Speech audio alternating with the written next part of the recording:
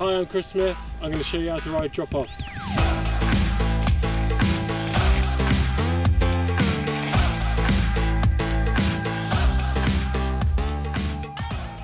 So for the drop-off, we'll be approaching at a controllable speed. You want pedals level, looking ahead at the edge of the actual takeoff where you're going. You want weight nice and central. As you approach a drop, just slightly moving your weight backwards, ready to lift that front wheel up.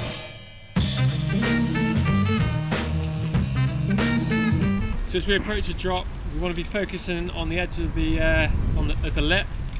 Coming into there, we're getting our weight backwards and preloading the suspension at the same time, so you're squashing the bike into the ground. And as the front wheel approaches the edge of the drop, you want to be raising the handlebars, getting your weight backwards and trying to match the bike to the angle of the landing, so we're landing two wheels together.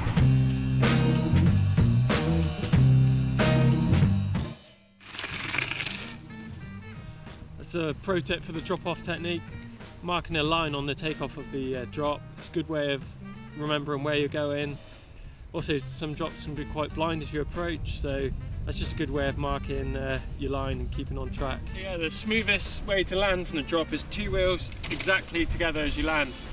You do this by getting your weight central and adjusting the bike by leaning forward, obviously to bring the front wheel down, or you move your weight backwards to bring the front wheel up.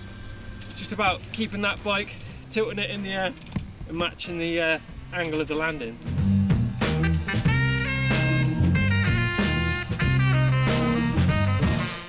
A few bike setup techniques to the drop off. Add a bit more air to your tyres, stops the tyre sort of squirming around and deforming on landing on some of the bigger hits. If you're clipped in, I'd stick a set of flats on, just makes things easier. If it gets out of shape, you can jump off the bike quicker. Another thing is just to slam that seat down a little bit more, just gives you a bit more room between your legs to move around on the bike. Another thing is maybe stick a full face helmet on if you're not feeling that comfortable. Full finger gloves, maybe knee pads, elbow pads, just make yourself that bit more safer. As we come into the landing, we want to be absorbing the shock. Obviously the bike suspension is going to be taking a little bit of the shock, but the biggest help is using your arms, sort of elbows, to absorb the shock, and your knees at the same time. Really compress into the bike and take away that initial impact.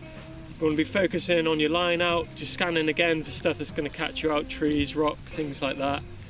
Obviously you land nice and smooth off of the brakes, and then control your braking if you need to on the way out, just to keep it all under control and ride away.